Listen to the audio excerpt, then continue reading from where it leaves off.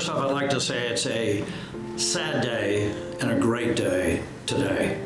And I know that Joe and Carolyn would thank all of you and every one of you individually for coming today and participating in this celebration of life, because that's the great day. That's the part we're celebrating today, is the celebration of life of a young man we all loved, Dan Dulworth. I didn't think I'd get emotional, but I'm a little emotional because Dan was special. Cheers to the man who made our lives better and to the memories that will never fade. We toast to you, Dad.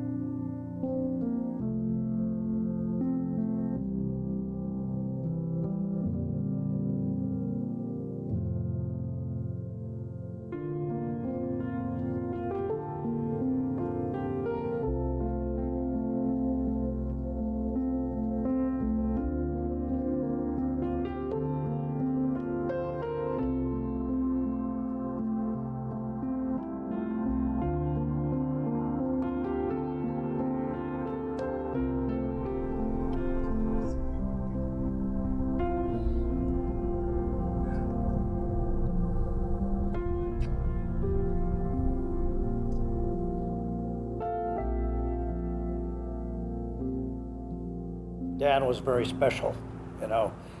When I thought about him coming here, I remembered what a great friend he was. And the thing that always stuck out in my mind, he was always happy. I don't remember the guy ever getting angry, hey Marshall, never getting mad, never having a bad word. We played volleyball for years, and win, lose, or draw, it was a great experience to be around a person that could give love and affection and never anger. I've never seen anybody like that.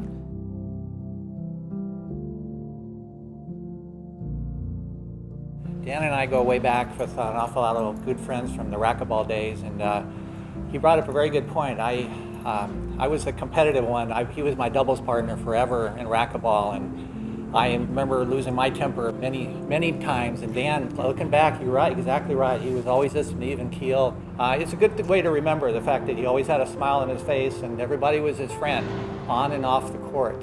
So rest in peace, Dan.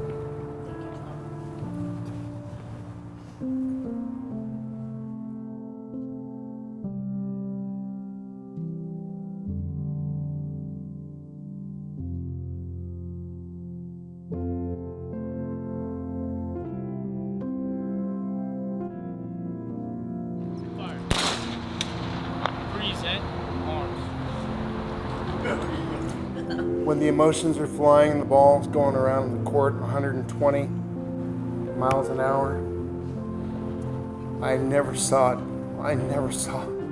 Dan get upset. He was always peaceful and calm and happy.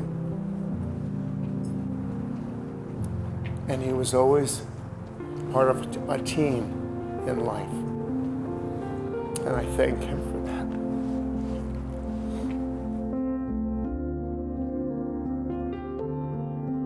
We were so happy to have, his racquetball group reflected exactly how he was at work. Calm through the troubled times, kind to each and every one of us, irrespective of title, irrespective of where you stood and what you were asking for. He was always kind, he was always gentle. Please know that you have a family in San Diego that loves Dan, that will hope to continue to represent Dan in the way that he taught us to.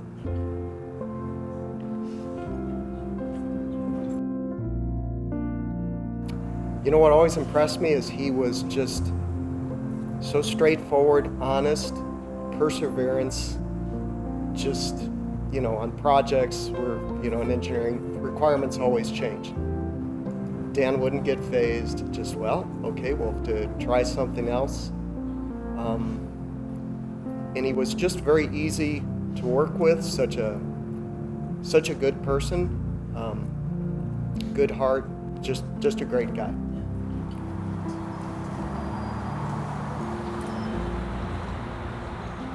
I'd never seen a guy His hair is the same length all the time.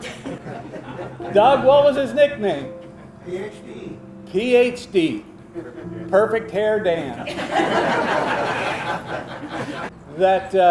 What would he do to you, Doug? Give you the look. If Doug ever missed a shot, Dan would just look at him, give him the look. We always waited for that.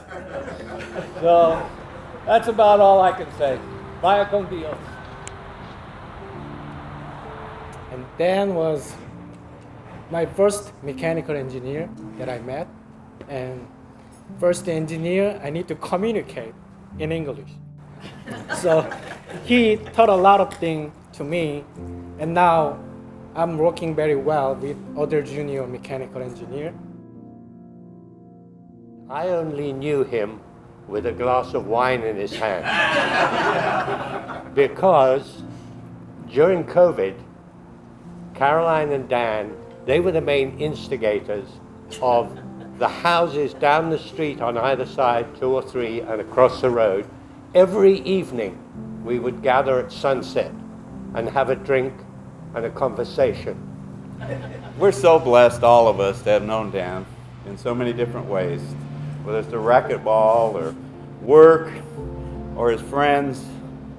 And no matter where we were, if we're on the ski slopes, I had the pleasure and the honor to travel, and we'd go skiing every year, the 4 couples.